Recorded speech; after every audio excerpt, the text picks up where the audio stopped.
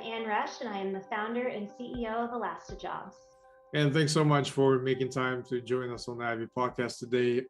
Before we dive in and spend a great deal of time talking about what you're currently building with your company, give us a thumbnail version of your career prior to that. Yeah, happy to. And thanks for having me. I did undergrad at Boston College and ended up staying out here in the Boston area for most of my adult life. After a brief stint in the nonprofit sector, I went to work for Liberty Mutual Insurance, which is a Boston-based Fortune 100 insurance company. I started my career there in HR and held a variety of roles kind of across the HR domain, including people ops, employee relations, recruiting, HRBP type roles. And while I was working, I went back to school part-time, ended up graduating with my master's in management from Harvard. And I had always felt that the best HR people understand the business really well and have actually worked in leadership roles in the business. So after I graduated with my master's degree, I took a role on the business side and worked in operations, leading to fairly large departments there. I then started working on a side project focused on automation.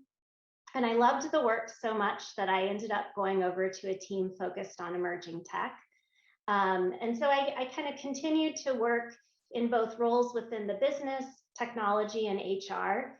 And while I really loved leading the teams and creating value where I was, I started to get that entrepreneurial bug and think about starting something on my own. And while I was in these leadership roles, I saw a really strong need on the business side for skilled talent on demand, and working with a variety of talent types, including contingent workers or freelancers. So last year I took the plunge and I started Elasta Jobs, where I'm kind of taking that technology and HR background to create solutions for independent consultants and companies. And so more specifically, Elasta Jobs connects HR freelancers with companies. Wow, that's super exciting. What a background you have, and I appreciate you sharing that. We have quite some similarities from education aspect and some of the the work we've done on the HR tech side. So I'm very excited. So tell us a little bit more about what problem are you currently solving with Elasta Jobs, and what opportunity do you see in the market these days? Sure. So I feel like it's a two-sided opportunity, I guess, for opportunity rather than problem. So on the talent side for freelancers, as I've talked with a lot of folks who've gone down the independent consulting path, they've shared they really love working with a variety of clients across a variety of industries, solving problems for their clients. But what I hear fairly frequently, in particular within the HR vertical that I'm focused on, is they don't necessarily love the business development side, or always kind of thinking about who's my next client going to be. And then on the company side, I think more and more the talent market's very competitive right now. Companies need on-demand talent solutions that don't always need to be met by a full-time employee, and but they don't necessarily have a large talent pool to select from. It's often referral, or like, who do we know who might be able to help us out? So what I'm trying to do with Elasta Jobs is essentially provide a solution to both sides by making it easier for the two parties to connect. So on the talent side, the talent gets access to a wider array of freelancing opportunities. And on the company side, they get access to a wider array of talent, a much larger talent pool than they would have access to with just word of mouth or referrals. Oh, absolutely. And there's a lot to unpack here, with especially the emphasis and the focus on the freelance community, the gig worker, contingent workforce. We've seen a tremendous rise in that spectrum, especially in the last couple of years. Tell us a little bit more about that. Why do you think that's happening, and what do you foresee in the next, near term, in terms of the opportunities for the freelancers and gig workers in this environment? If you could spend some time talking about this, that would be great. Sure, sure. Yeah, I mean, we've absolutely seen large growth, and the projections, both within the United States and honestly globally, is that the freelancing sector is just going to continue to grow as a percentage of overall workers in the economy. And I think, I'm sure there are a ton of forces at play, but I really think that what we're seeing is a drive for more control over one's career, more control over one's work-life balance. And freelancing often offers that to the talent. So in terms of more control over career opportunities, you can select the projects that you're working on. You select the clients that you're working on.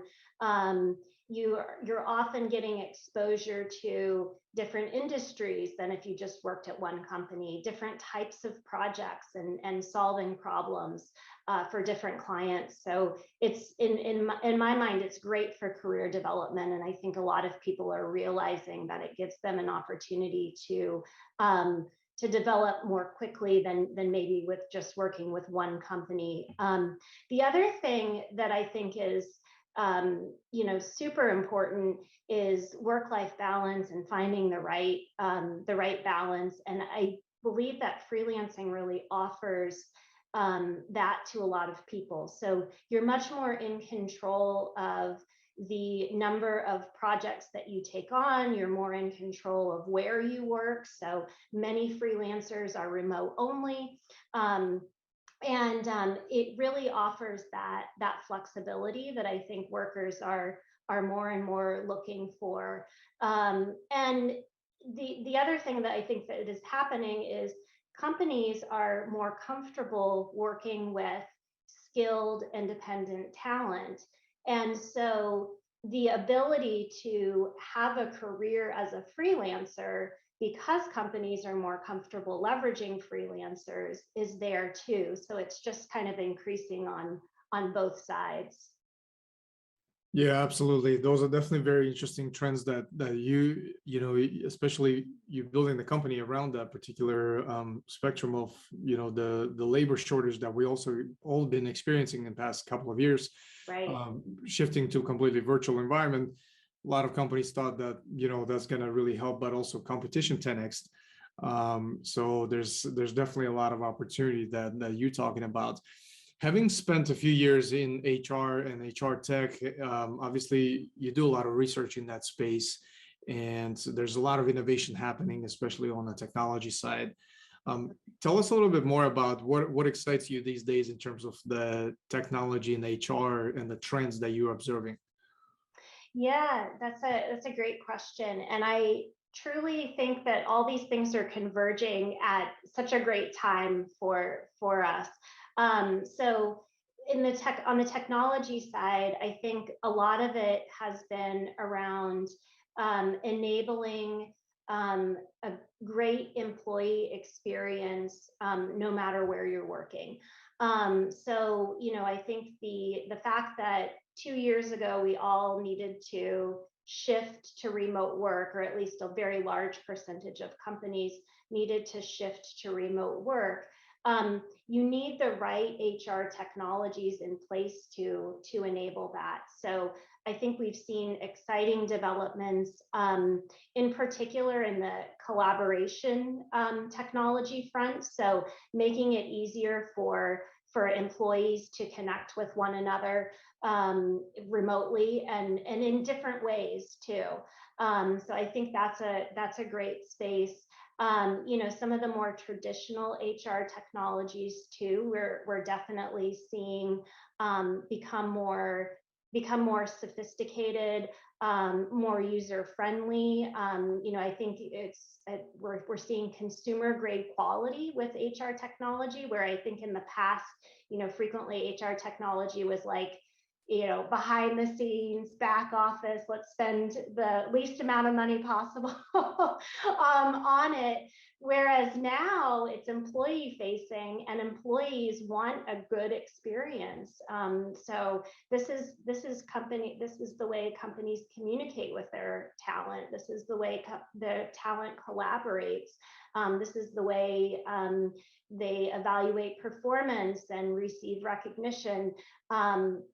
So I think the quality of the experience has definitely increased, and the ease of use. So it's definitely been an exciting space in the last couple of years. Right, absolutely. So as you partner with organizations of various size, and when it comes to also tapping into the freelance community, gig workers, what are some of the challenges that you see and maybe opportunities to improve when it comes to engaging the freelancers, engaging the contingent workers, whether that's short-term or long-term projects? Just maybe share some perspectives from that standpoint. Sure. So I think one challenge is, and it's definitely something that can be overcome, but companies don't necessarily think about onboarding the freelancer and making sure that they're set up for success. And I would argue that it is just as important to make sure that you onboard a freelancer as it is a new full-time employee. And oftentimes you can just leverage the same materials that you've created. But the freelancer, for them to be successful, they need to understand what is the company mission, how is their work contributing to whatever the goal is of the overall project. They need to understand who to work with. They need to be assigned I wouldn't call it a mentor, but at least someone to go to with questions. And I think that oftentimes when it's not successful, it goes back to, they'll bring on, a company will bring on a freelancer, but maybe not set them up from day one for success with the right tools, org charts, et cetera, for that freelancer to be able to navigate. Right, absolutely. Which leads me to the further point. You've mentioned onboarding, which is obviously a very, very, very complicated space, but at the same time, some companies do it great, some not so much. When it comes to onboarding virtually, especially organizations that fully dispersed, on a global scale, Sure. they hire the top talents and they have to onboard them virtually. What are some of the recommendations that you have for organizations that you see do a better job at onboarding virtually? Because onboarding is difficult to begin with, but when you add another layer of complexity to do that in completely virtual environment, that complicates things even further. Share some observations, share some recommendations from that perspective. Sure. No, I absolutely agree. I feel like very few companies that were good at onboarding, even pre-pandemic, when there was so much remote work, and now, it's even potentially more challenging.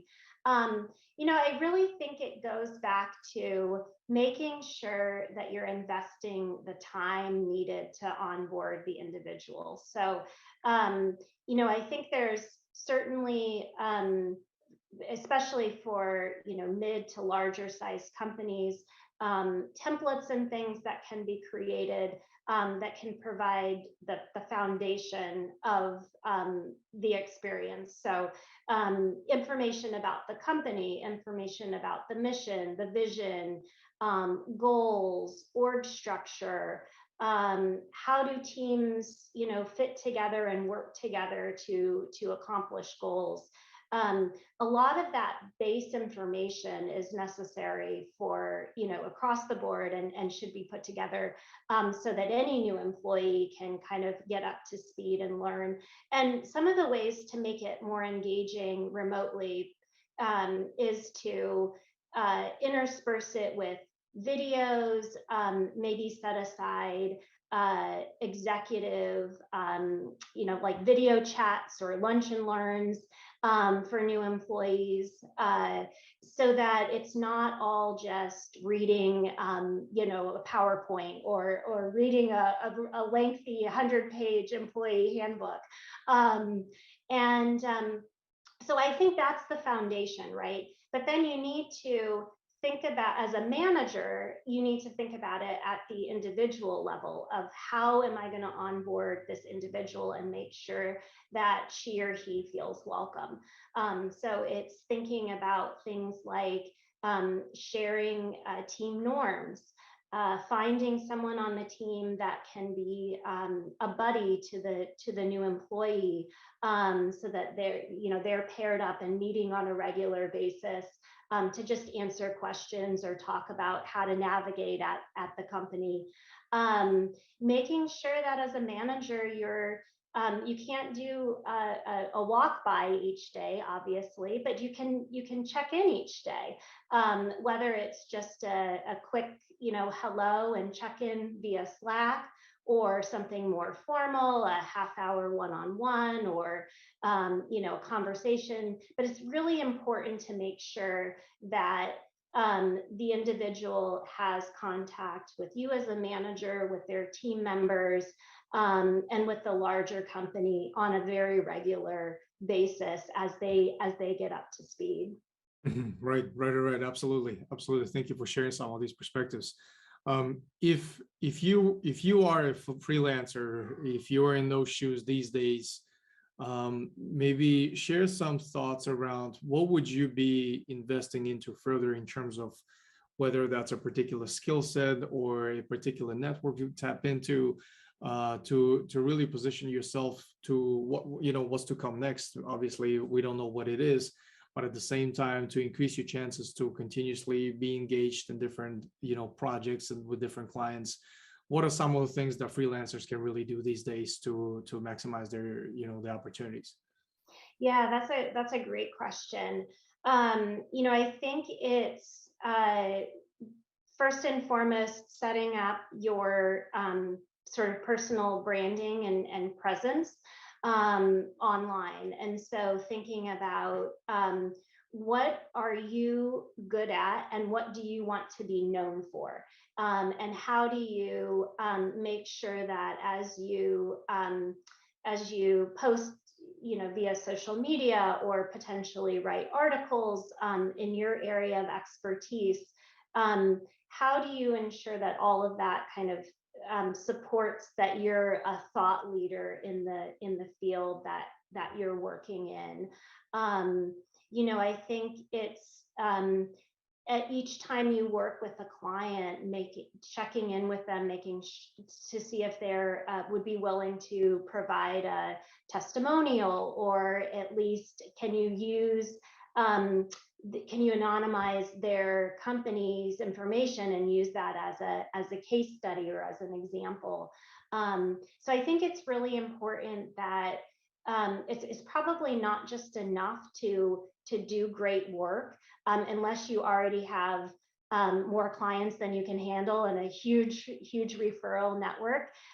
You also have to, you of course have to do great work, and you also have to be out there and really talking about your area of expertise, and in whatever forum you're most comfortable in, whether that's, again, writing posts, articles, or speaking engagements, to kind of solidify you as a thought leader in that area. Yeah, I think that's such an important area and oftentimes overlooked, the power of a personal brand, the power of even just creating content out there, putting yourself out there. I think that's such an important and very, very solid recommendation. We could probably spend an entire episode talking about those strategies, which is they're very complex and there's a lot of opportunity there.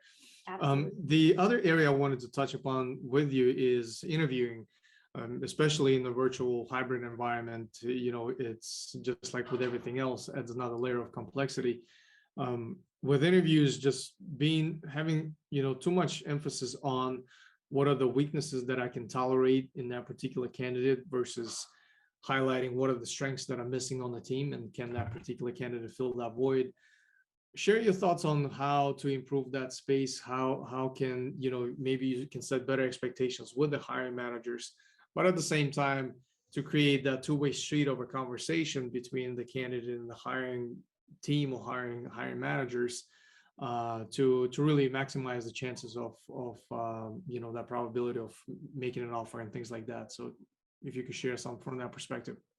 Sure, sure. So yeah, I mean, there's definitely an art and a science to interviewing, that's for sure. Whether it's honestly, whether it's in person or remote.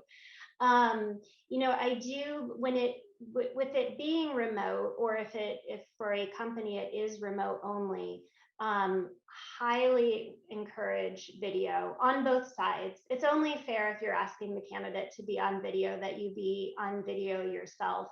And I think over the course of the last 2 years, with so many of our interactions being done via video, we've gotten much better at being able to read facial expressions, being able to, it's still not at the level of face-to-face and in person, but it does definitely help. I would say another pro, it was probably an unintended consequence of hiring remotely, but it's a positive, and that is it's oftentimes easier to schedule because things are remote. And so the cycle time can be a bit quicker, which in today's competitive talent market is a huge plus. Of being able to secure that top talent. People are going really, really quick. If they're looking, they're going really quickly. And so the ability to schedule things quickly because it's remote is actually a positive, I think. But when it comes to interview questions and things, I think that it's honestly, it's the same fundamentals whether you're in person or you're remote. You want to get a sense of how candidates have handled situations in the past that is relevant to the role that you're hiring for. I'm a big believer in behavior-based interviewing. So you're really looking to understand what situation the candidate encountered in the past, what action did they specifically take. A lot of times, this is one area that managers can be encouraged to probe in. A lot of times candidates will answer with a we and talk more about the team's efforts, but you're not hiring their team, you're hiring that individual. So you want to make sure you walk away with a really good understanding of what actions did that individual take, and then what results did they have. So that's kind of the basic setup with behavior-based interviewing. And it goes a long way, as long as you're thinking about in advance, what skills and experiences do I need for this particular role on day one versus what they can learn. And once I know what they need on day one, then I need to form those interview questions in advance that are going to get at whether or not the candidate has those. And like I said, that's my advice, remote or in person. Right, absolutely. No, I love these recommendations, and I think just being able to kind of put also emphasis on the importance of feedback, especially from the hiring managers. Like you said, when things move very quick, and those organizations that do succeed in attracting and the top talent, a lot of them are very good at providing the very timely and very concise feedback, to be able to either make the decision quick or move on to whatever is next. So I think those are very important areas that you're highlighting. Yeah, I would just add to your comment about feedback, triggered for me. This is so simple, but so many people don't take the time to do it. And that is to pull all the people together who may have interviewed a candidate, and calibrate on that particular candidate's interview. Don't do it via email. Get together, even if it's only for 15 minutes, and talk through it. Because I think that you learn a lot from hearing what other people's experiences were with the candidate. And like I said, I know people are busy, and so it's one of those like meetings that might be quick to drop. Oh, we can just do it via email. But I think it's so important. Right, right, absolutely. I love that. And in terms of your content diet, what are the different resources that you consume on a daily basis to keep yourself informed and educated on all the things going on in your industry and maybe even outside of that? Share some of those with us. Sure, sure. Yeah, so I guess I kind of bucket it into like I try to read some that are a bit more academic in the approach. So HBR, Sloan Management Review, Gartner for HR, and then certainly some business periodicals, Entrepreneur, Forbes, Fortune, Wall Street Journal, Business Journal. And then I'd say that another area that's I've found super informative and helpful is I'm not even sure how to categorize it, but it's I belong to some Slack channels that are industry specific to me, and just reading some of the ongoing and participating in some of the ongoing conversations in the people and talent space has been hugely beneficial to learn about what people are doing at other companies. I'm part of an open assembly group, the Center for the Transformation of Work. And there again, it's people coming together who are passionate about a particular topic and sharing what's going on in their industry. And I think we're going to see more and more of the, like the crowdsourcing or the open forums for getting information. And that's been a really fun area for me to stay informed. Right, absolutely. Love it. In terms of books, what are you currently reading? And is there one book that you always recommend to others, and why is that? Sure, sure. So I actually, for books, almost exclusively read fiction. I read so many, business periodicals and articles and case studies and things that in my spare time I read fiction. One of the books that I would absolutely recommend is Americana by Chimamanda Ngozi Adichie.